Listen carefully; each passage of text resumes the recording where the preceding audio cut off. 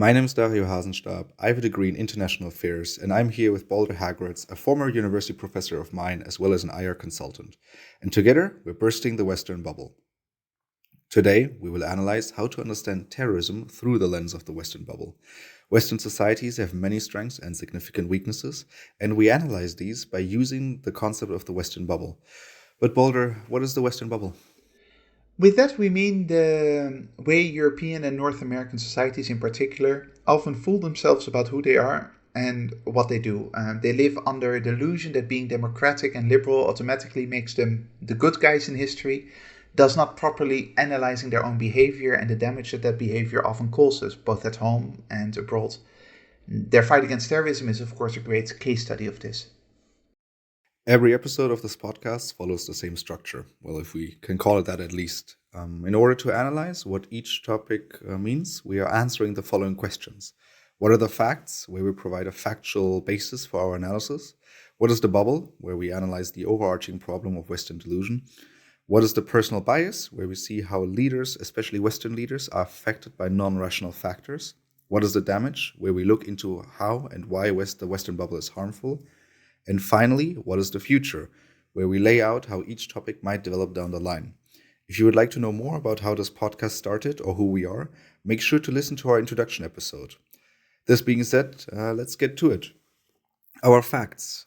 On September 11th, 2001, nearly 3,000 people were killed in the terrorist attacks of the World Trade Center in New York City in the United States.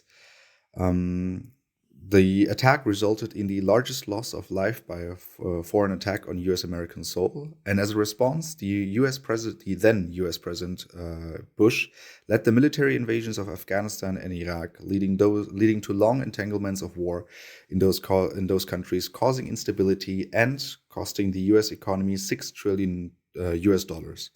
This led to the War on Terror, a badly defined global struggle of Western forces against perceived enemies. And this Western struggle and its general approach to terrorism in the 21st century is the main focus of today's episode. Of course, the tactic of terrorism is used globally and typically much more damaging and dangerous in other parts of the world than in Western societies. For example, the Global Terrorism Index counted 190,000 terrorist attacks since the 1970s, but the vast majority of them took place outside the West. Similarly, in 2021, there were 7,142 deaths from terrorism, with only a tiny fraction of this came from within Europe. Terrorism as a tactic is employed by individuals or groups rather than a group idea or ideology itself. It is the unlawful use of violence and intimidation, especially against civilians, in the pursuit of political aims. Breaking this down, first, terrorism is motivated by political aims and motives. Second, terrorist tactics are violent or equally important, threatening violence. And third, it is designed to have a far-reaching psychological repercussions beyond the immediate victim or target. It is designed to inflict fear. And with this, now that we have the definition of terrorism, we can move on to today's discussion. Balder, what is the bubble here? What is the bubble about terrorism in the West? Well, terrorism is in many ways a very good example of a vehicle that leads to bubbles in general, not just the Western bubble, but bubbles in general. Why is that? Human beings, we have a clear bias towards insider and outsider groups. We need, in some way, psychologically, insider-outsider groups. This is something that we see at a very young age. At high school, you've got little groups of friends who then talk to each other as if they are the best, and they talk about other groups sort of in an antagonistic way. That leads often to bullying and those kinds of things, where without any rational basis, you have people associating themselves with one set of people and disassociating themselves with another set of people. And this happens an awful lot later on in life as well. We continuously associate ourselves with political parties or with cultural groups, with obviously our family, and we disassociate ourselves from those we believe that disagree with us, and those that we believe are on the wrong side of the political spectrum, those that we believe have harmed us in some way. We create insider-outsider models all the time as human beings. Terrorism is a amazing vehicle in the sense that then allows us to indicate an outsider enemy. There are terrorists out there. There are people who are willing to kill us, but we don't really see them. We don't really know who they are, but we can use them as the enemy versus us, the good guys, right? We are defending ourselves against evil terrorists. And it has been used as such throughout history, not just in the West, but by many, many different civilizations. The moment you put the label terrorist on the outsider, that's the moment that you can clearly define yourself as the good guy fighting evil. And I mean, so this this idea or this concept we already discussed in the last episode, about the hollowing out of institutions and about the badly needed outside threat for the West. And before that was Nazi Germany, and then you had communism, evil Russia. And then after the 1990s, when, again, the West seemed to have one history, and it turned out it didn't, there was a need for a new outside enemy. And then I think it was 9/11 which delivered that enemy to the West, right? Exactly that. I mean, and we talked about this in a previous episode, where without having that existential threat, it is very difficult to mobilize society. It's very difficult to focus.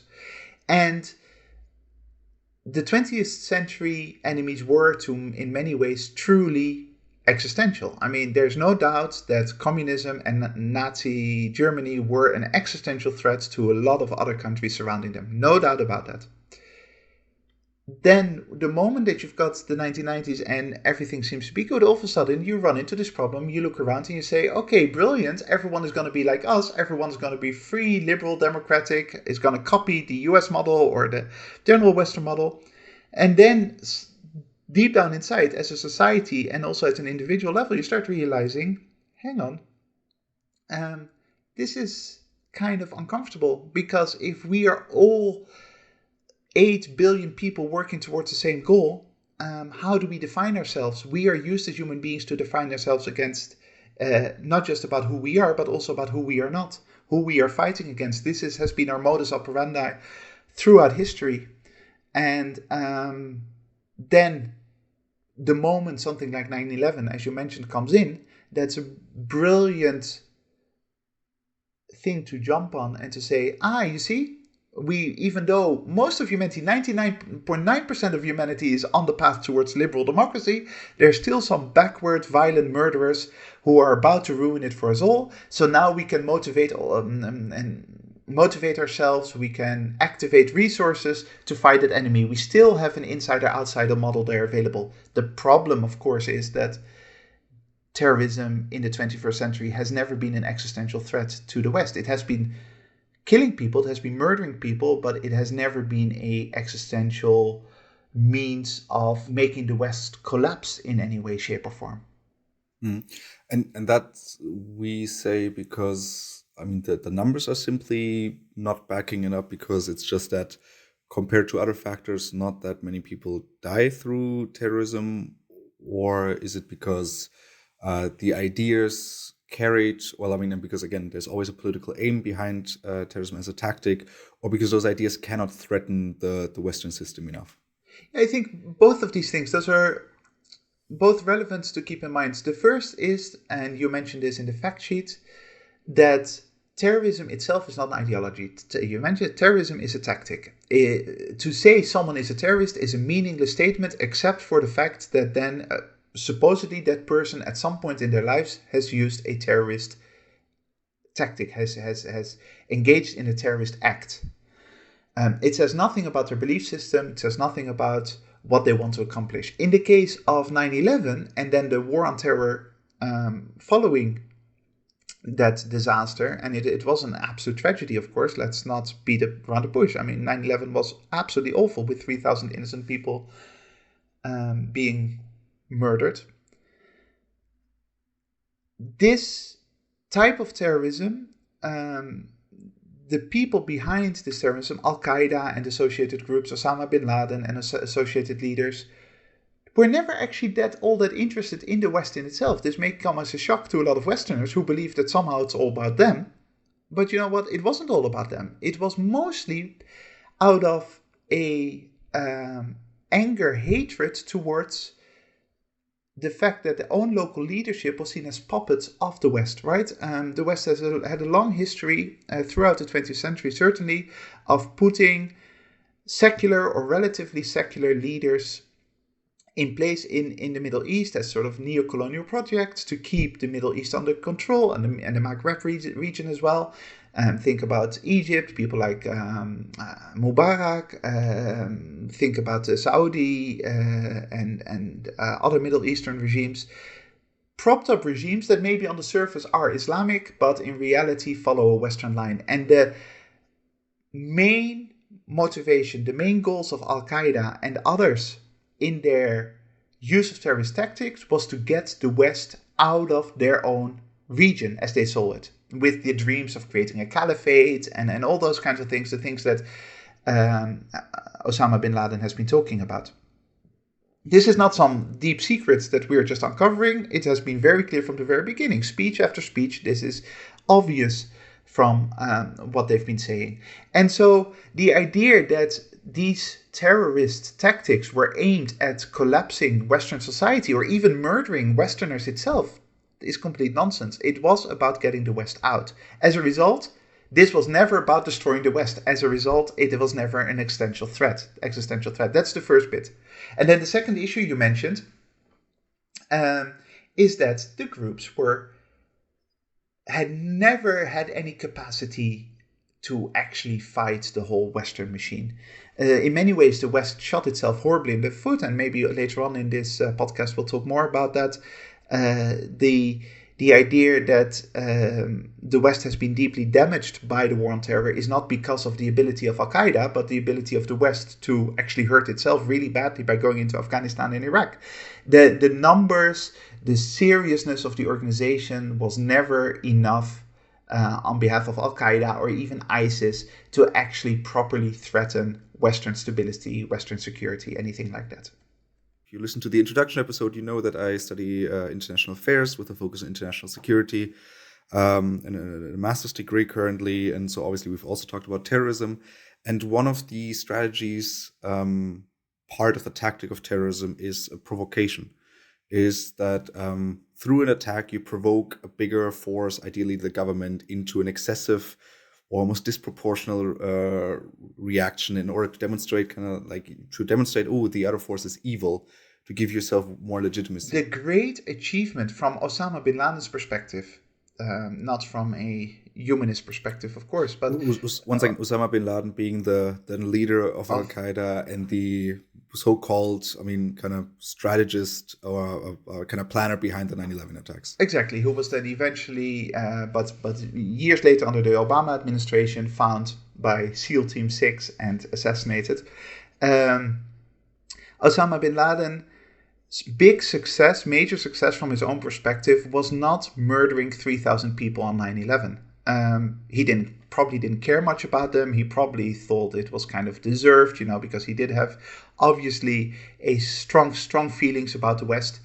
But that wasn't what his main accomplishment was, nor it was what his main goal was. His main achievement was the overreaction of the United States and allies after 9/11. The idea of them going into Afghanistan and then a year later into Iraq with their full force, military power, diplomatic power, economic power activated, and thereby over time weakening its own position, weakening their own ability to influence things in the world. That is the main achievement, the main legacy from Osama bin Laden. And by the way, look at now, we've had President Biden, going around in the Middle East and horribly failing at any of his goals in the Middle East this past week, the week before recording this episode.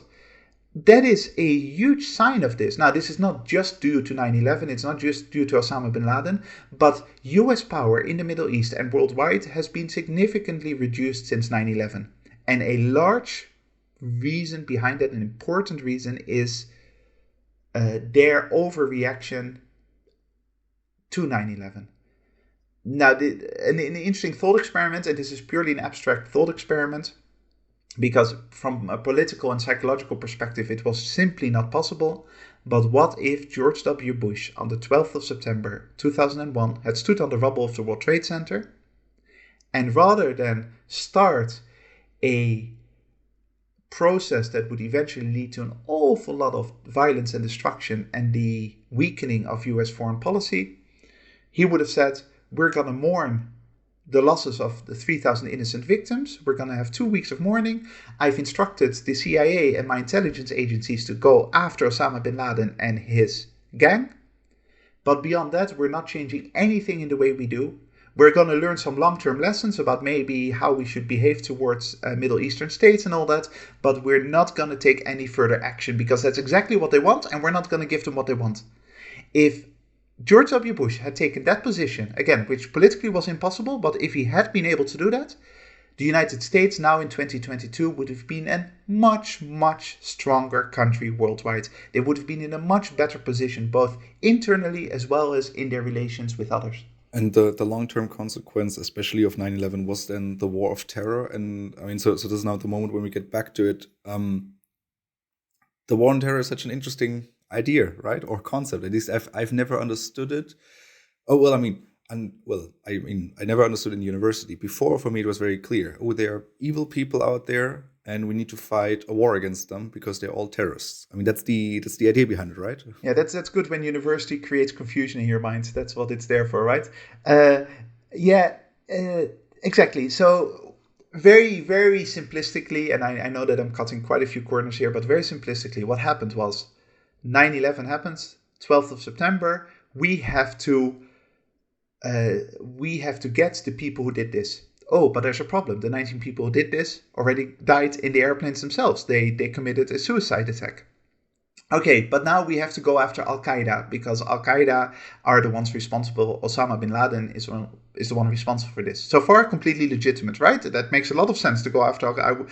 That's what the United States absolutely had to do. You have to punish Osama bin Laden. You have to catch him, obviously.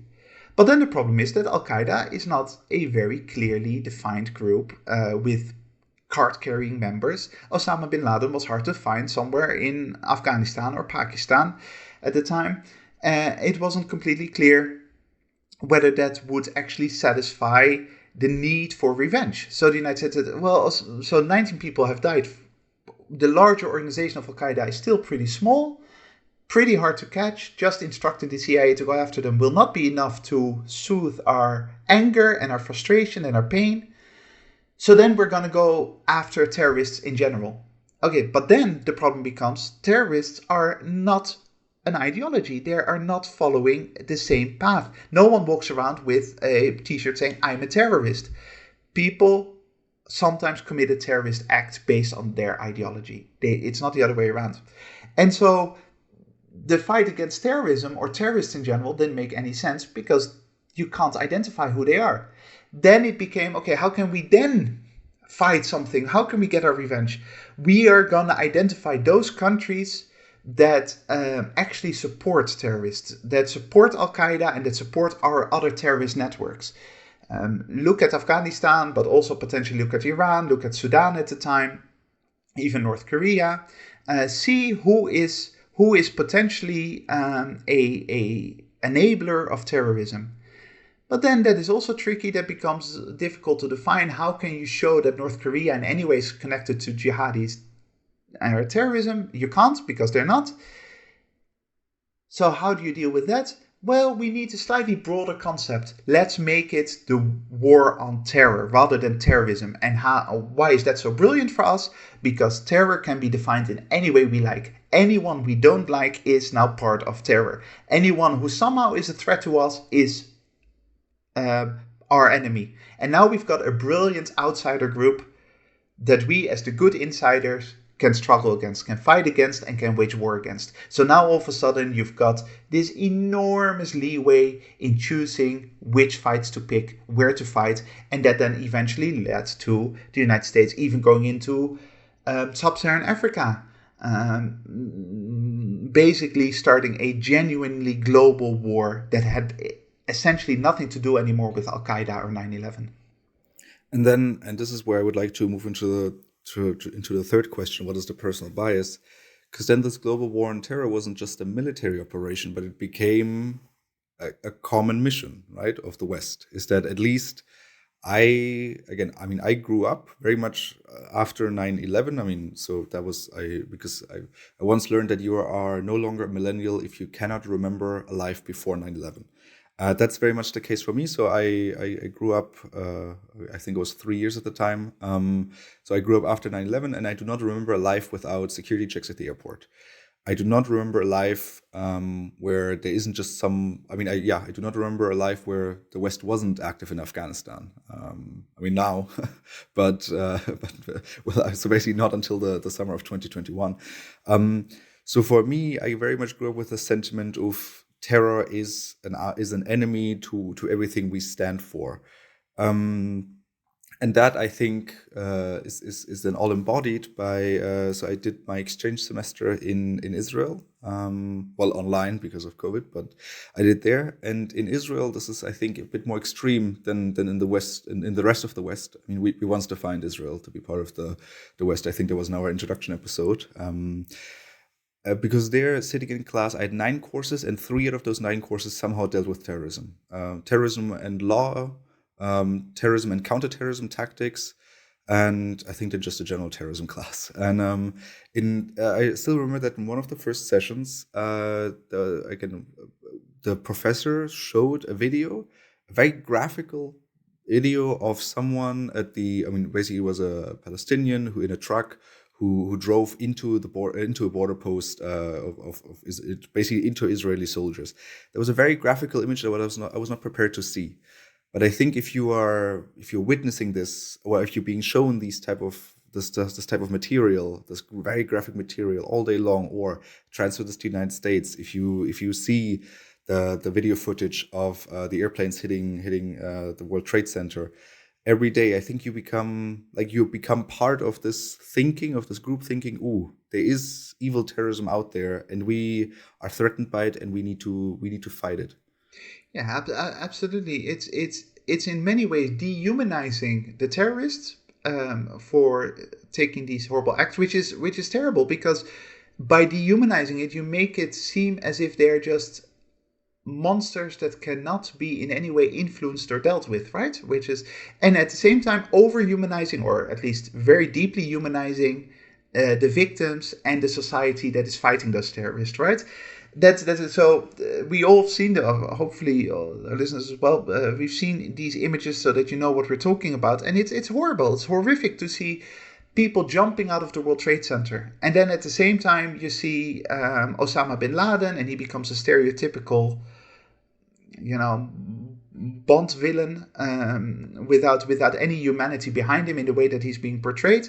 And the result of that is that our personal bias is one that obviously we are fighting evil. We're obviously the good guys, we're innocent, and we're fighting evil. Whereas in reality, it's much more complex than that. Direct victims might be innocent, but Western society should very carefully think about how their actions led to this. But that is not something you at a personal level do anymore, because you just have this image of evil versus good versus evil. How is this reflected in the government work? Because I mean, people who work for government agencies are also individuals who are subject to this for 20 years now.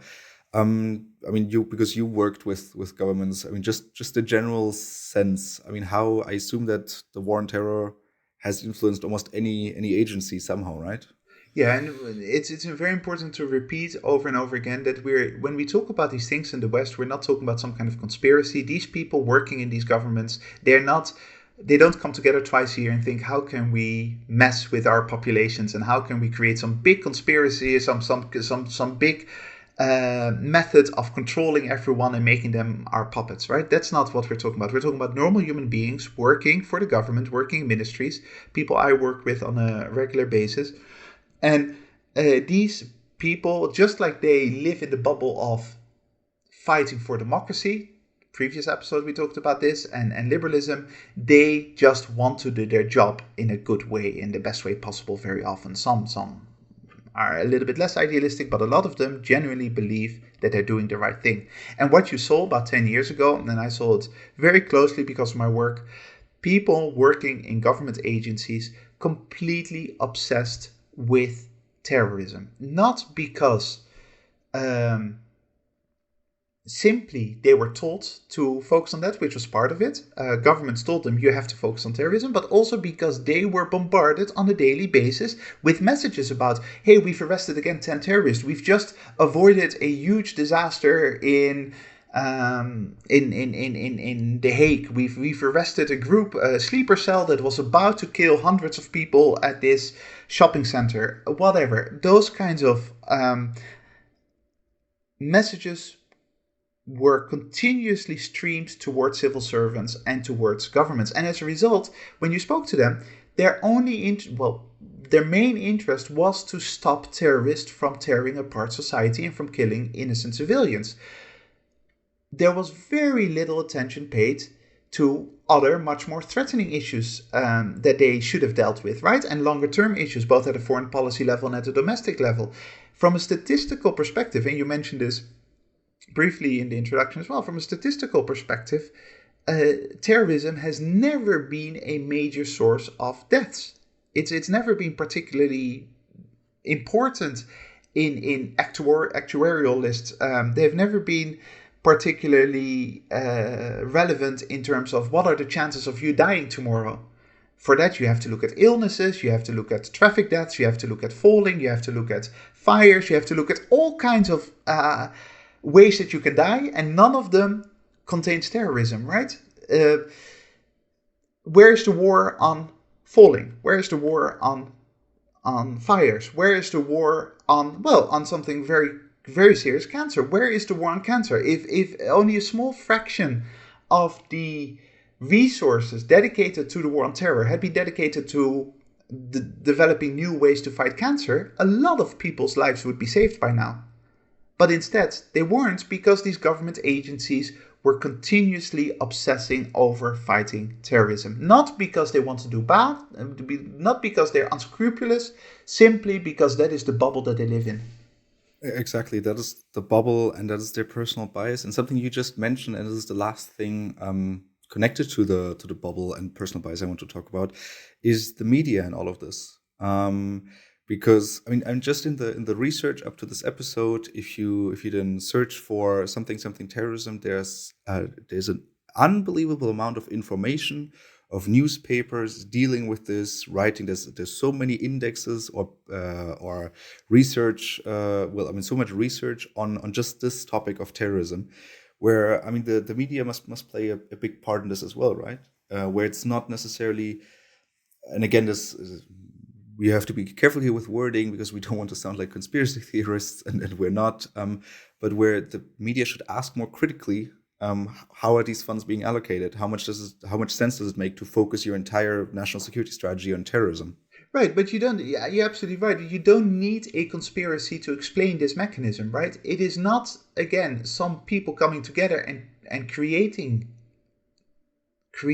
some movement, some explicit movement. It is people feeling the pressure professionally to go for the most exciting stories. Editors who want their readers to be somehow interested in what they publish. And cancer does not sell very well. People don't really want to hear about cancer. Fires or falling are not particularly exciting stories unless a celebrity dies because of it.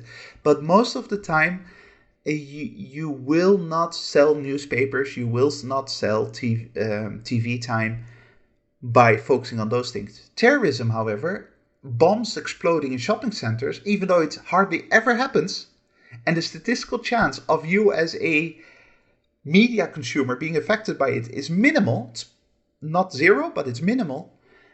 Your psyche, your emotional state of mind responds to those kinds of news items. So the media, they will focus on that. And if then they hear from the government that these things are very important and the government wants them to focus on that, then it becomes a self-perpetuating cycle where the balance between published articles and news segments on terrorism versus the real threats that are facing Western society is completely out of whack. That's not because of a conspiracy, it is simply because of human nature, and that we feel threatened and scared and also weirdly excited, maybe in a slightly perverted kind of way, by this concept of terrorism, because it goes to the core of how we define ourselves. We, the insiders versus the outsiders. We, the good guys versus the bad guys. Cancer is not a really good enemy to fight. Terrorists are. And this leads us perfectly into talking about what are the damages here. So are there any, and what are they exactly? Well, where to start, right? Because there's an awful lot, but I think the way to best organize this is in three main pillars. The first is this has led to terrible, disastrous foreign policy with all kinds of horrible consequences for the outside world and the position of the West. The second is the changing nature of the West because of this reaction to terrorism, who we are and who we want to be. And the third, perversely enough, is an actual increase in threats and in terrorism because of our reaction. So let's start with the first one, bad foreign policy. Is it only the war on terror, so only bad hard power foreign policy, so only military use, or is it also, aside from that, just something more on in general? I assume that the war on terror that inspired every single act of foreign policy, it was suddenly no longer about development, about there was also, I don't know, there was probably funds being directed towards anti-terrorism work in the ground. So is it only militarily, or is it also No, the other way? you're absolutely right. There's much more to it than that. The quote from George W. Bush brings to mind: "You're either with us or you're against us." What it did all of a sudden, whereas there was this dream of creating a utopian, liberal, democratic world, all of a sudden it was literally, "You are either with us or you're against us." That was the quote, right? You have to choose sides. If you do not support us, the United States and the West, in our fight against terror, then you are our enemy. So all of a sudden it creates this very antagonistic dynamic within international relations, completely going against a long period of trying to get the world come together more closely and follow a sort of liberal dream, right? The result of that is that lots of governments were forced to choose. And by choosing and by explicitly putting themselves on the side of Washington or on the side of European capitals, they created all kinds of problems at home. You can see this in the Sahel region, the sub-Saharan African region just below the Sahara Desert, where a lot of countries got into a lot of domestic turmoil because they were diplomatically forced to become part of this. Then, militarily, the United States and others also started becoming more active in those regions, and the result was incredible instability. The same for the havoc that was wreaked on Iraq and Afghanistan, and in many ways the rise of ISIS and the problems in Syria can be traced back to this as well. You have a West that completely lost its purpose, changed its purpose all of a sudden into, we are gonna defend ourselves against this threat, and we are gonna damage all this hard work that we've put in before. We're gonna go into a completely different direction and create an awful lot of destruction in the world around us, and with long-term consequences for the position of the West, but also for the actual stability within the countries that were directly affected. And so it did not also fundamentally change its foreign policy, but also you now have a changing nature of society. Is it just that now we have to go through a security check at the airport, or Yeah, I assume this is more detailed, right? Yeah, and you mentioned this before. To be clear, I mean, even in the 1990s, there were security checks at airports, but they were of a very different nature. You were allowed to take water bottles and all that into the airplane, and there was an awful lot of ease with respect to that compared to the situation right now, right? But it's not just that. It is the introduction of laws giving security agencies much more power to intervene. In the United States, the infamous Patriot Act, creating new departments, the Department of Homeland Security, the giving the powers to government agencies to intervene in society that are decidedly anti-liberal, that are decidedly anti-Western at some point, right? Changing the essence of who you are out of fear for this external threat, a threat that is mostly made up, most of it doesn't actually exist. We are not under an existential threat from terrorism, but we are going to change who we are at our very essence. And this is what we've referred to before. This is terrible for any society, because that's exactly what the terrorists actually attempted in the first place, wanted to achieve, and you're giving it to them. You're handing it to them on a golden platter. You want us to be weaker? Here you go. We're making ourselves weaker. We're losing touch with our own identity, and we're now turning ourselves into some kind of Orwellian world where we are only interested in our own security, in our own safety. We're no longer interested in wider identity issues. And here I'm going to have to provoke this again, because I asked this question very naively about 4 years ago in class, but I have nothing to hide. Boulder, I have nothing to hide. Why would I worry that my country's security agencies are reading my text messages? Why is this a problem? It's a really interesting question that often comes up, right? And I think that the best way to explain it here is that there are certain elements that control a government in a free, democratic, liberal country. There are certain elements, sort of red lines that a government should not cross, even if crossing them tomorrow doesn't do much harm because you've got nothing to hide, because that then goes down a path of losing the very essence of that liberal democracy that the West is so proud of and is trying to claim as a utopian future. It is maybe best put in the sense of Barack Obama can impose certain laws, and we can trust Barack Obama because of the person who he is. I'm not saying we can, I'm just saying that this is often a heard story. We can trust Barack Obama not to abuse them. We can trust Barack Obama that he wants to respect US law, and he wants to respect the basic pillars of what makes the United States a free, liberal country. But by putting those laws in place, he cannot control his successor. His successor can actually abuse those. And what if his successor turns out to be a fascist? Turns out to be someone who doesn't respect liberal laws, who doesn't respect the very essence of American freedoms. And interestingly enough, his successor was Donald Trump. I'm not going to make any claims about Donald Trump. But even if you take Donald Trump out of the equation, the moment a government is allowed to pass certain red lines is the moment that the future becomes very dark, because you only need one malicious government in the future, one group of leaders in the future to actually abuse the powers that they've been given. And we know that this happens. And this is not that one day from the other there will be a coup turning the United States into a fascist state, but slowly over time there's the erosion of freedoms, there's the erosion of sense of liberalism. There is a comfort level with the police and security services overstepping bounds and checking your computer all the time. If you've got nothing to hide, why can't we check? Well, at some point you're going to have something to hide, because at some point you're going to resist that government. And at that moment you're lost, because you no longer have those measures of protection that were in place before. And just to quote you again, I think this was this was a discussion we had during COVID.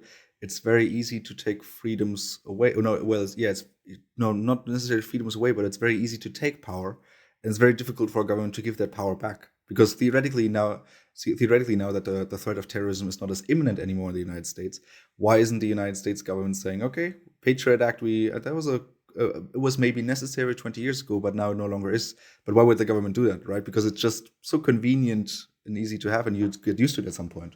Exactly, and that's a well-known idea, right? That's not a quote from me. That is not some brilliant thought that I once had. It's a well-known concept that governments are very reluctant to give up power. So every bit of power that you give them, they will stick with that, most likely. This is the nature of governments. It doesn't make governments evil. It's just how the system works.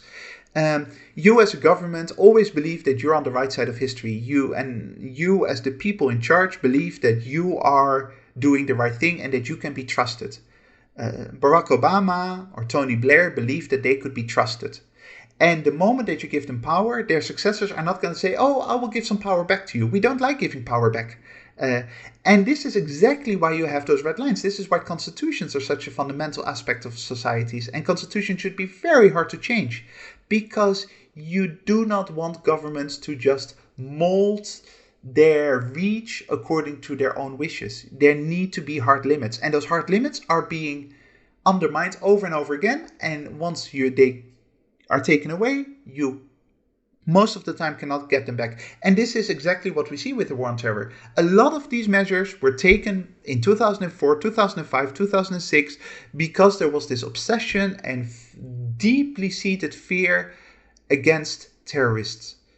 But now in 2022, most of that fear has receded, and yet you see that none of those measures have actually been revised or deleted from the law books.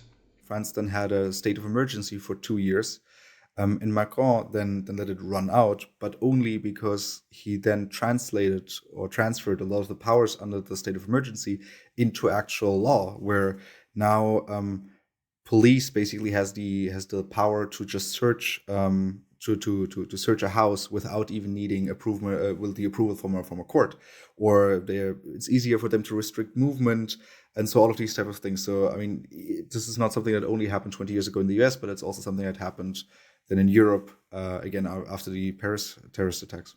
Absolutely, you can see it sliding down like that, right? I mean, the slippery slope issue is clearly there, where step by step certain precedents are taken, and then it becomes law, then it becomes structural, and it becomes very hard to reverse it, or almost impossible to reverse it.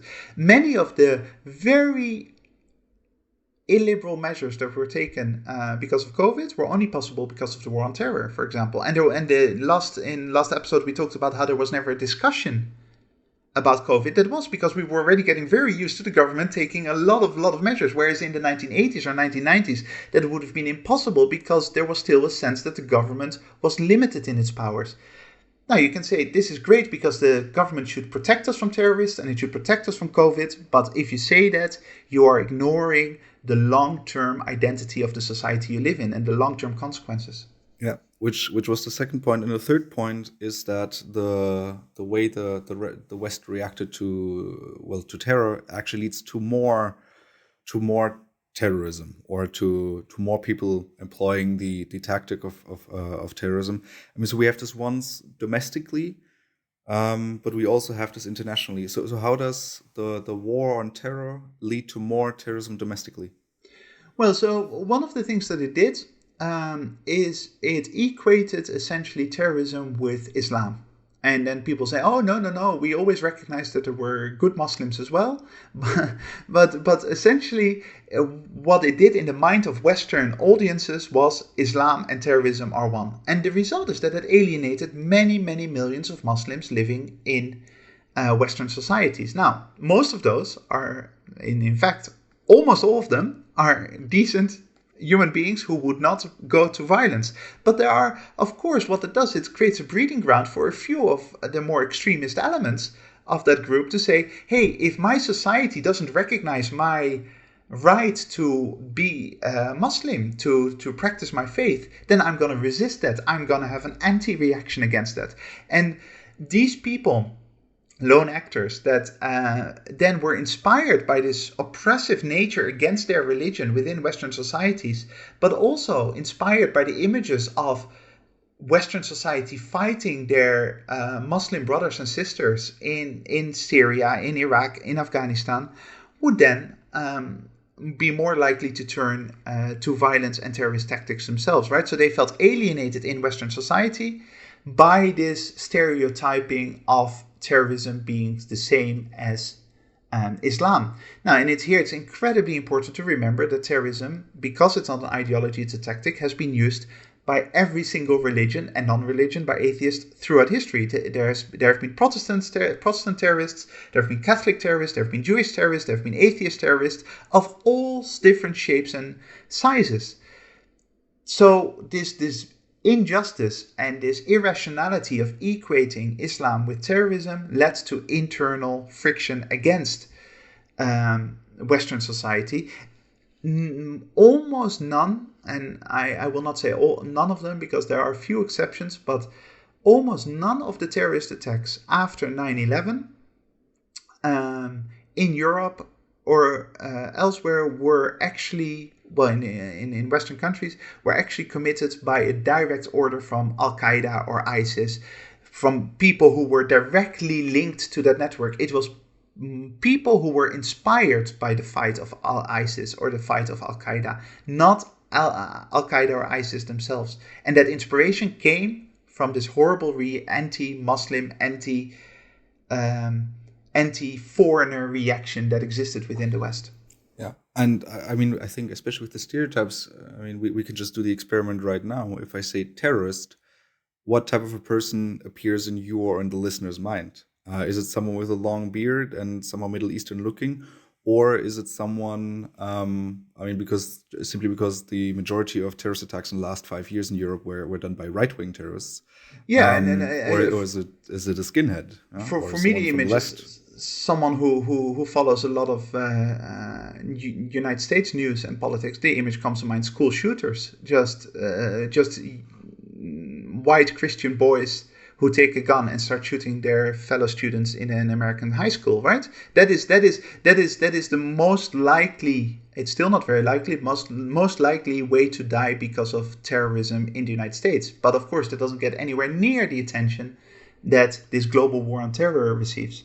Yeah, and so we now looked into why the war on terror leads to more terrorism domestically, but also internationally. This is the case, and I think the intuition here is very easily explained. Where a foreign power is coming to your country, maybe a drone sends some form of missile towards your house, kills your dad, and probably because, I mean, let's be honest, there's a lot of civilian casualties in both wars. When we look at Iraq and Afghanistan, also what happens in Syria, so there's a lot of civilian casualties. So now your dad gets killed, and maybe your sister as well, and suddenly you have all the family members hating on this foreign aggressor who's coming to your country and killing your parents. And so with that, I mean, in a very simplistic term, that kind of leads to more hatred as well.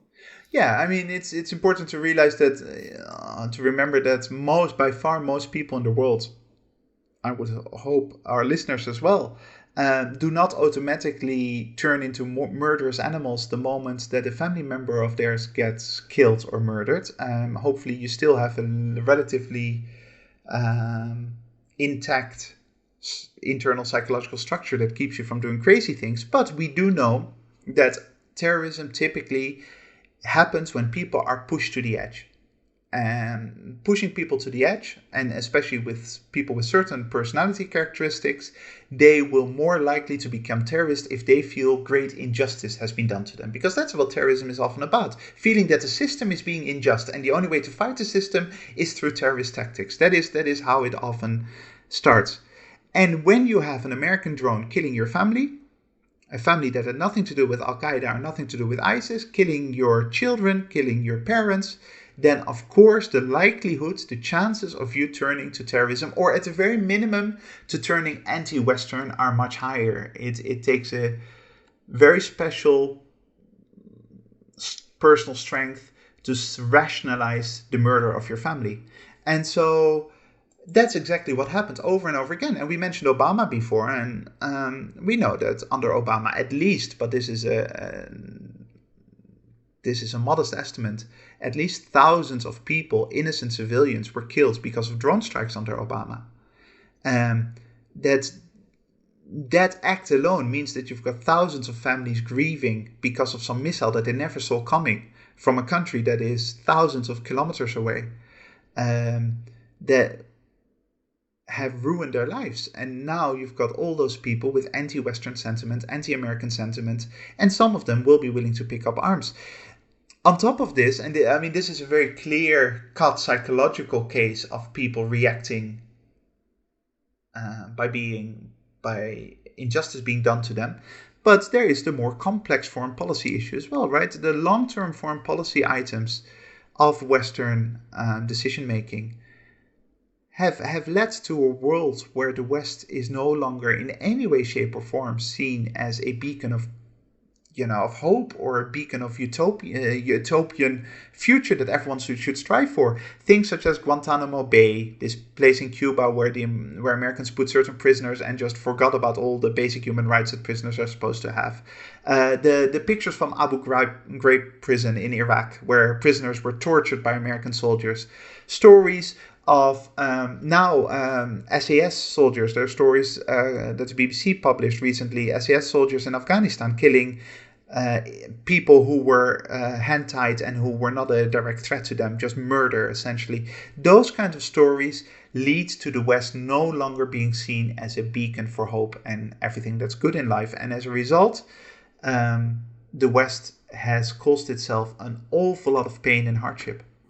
The SAS soldiers are British Special Forces, right? Yeah, that's it. And I mean, there's now an investigation going on. How much of the current allegations are true, we don't know for sure yet, but we know for a fact that a lot of these issues have happened with Australian soldiers in the past, with American soldiers in the past. This is incredibly damaging to the Western reputation and damaging to foreign policy aims. So yeah, on this note, then what is the future? Will the West ever get away from its obsession on the war on terror? I mean, we've had 4 years, more like 2.5 years of a distraction where first it was COVID, now it's the war in Ukraine. I mean, at least I do not feel like terrorism is such a big thing in the news anymore. So what's the future? No, that's absolutely true. Terrorism has quite receded, with all the laws still being in place, which is the thing that's important to remember here.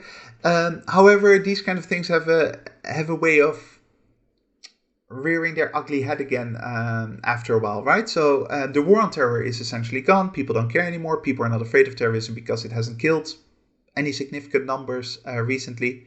But the basic idea of terrorists being there as a threat to Western society is still very much alive and can be activated very quickly again. Even now with the Ukraine war, you can see a lot of news articles trying to link somehow the Ukraine war with potential terrorism in the future and all that. There is a lot of talk about this. The main question, though, is what will happen with our own identity, right? Will we learn the right lessons from this? Will we look at the past 20 years and say, wow, we made some really, really big mistakes. We did a lot of damage abroad. We caused an awful lot of hardship to other countries that were not responsible for 9/11 in any way, and yet we caused death and destruction. We've changed our own identity. Are we going to be able to reverse that somehow? And unfortunately, the answer is very likely no, because it's very easy to have terrorists as an enemy. But bad foreign policy is difficult to change, right? It's very difficult to actually go and see what can we do better? How can we actually relate to the rest of the world and to ourselves in a more constructive, more productive way? That is a very hard job, very hard task. And it's much easier to sort of have those terrorists as a potential enemy whenever we need them, whenever our psychology requires them to be activated in our minds, and we can once again fear them. Well, this seems like a great moment to end today's conversation on the Western obsession with terrorism. If you have any questions, comments, or regards, make sure to send us an email to jhasenstab@rayagroup.org. As always, this is also in the post description below, and we will try to incorporate your feedback in our following episodes. Thank you very much to the listeners for joining us today. Make sure to join us again next week when we attempt to burst the Western bubble. That is it from my side. Balder, which closing quote did you pick for us today? I assume it's not one man's terrorist is another person's freedom fighter, because we avoided that quote quite well. But which one did you prepare for us today? Yeah, I thought we'd avoid that cliche. No, I chose the last 3 lines from Cavafy's famous poem, Waiting for the Barbarians. There are no barbarians any longer. Now what's going to happen to us without barbarians? Those people were kind of a solution.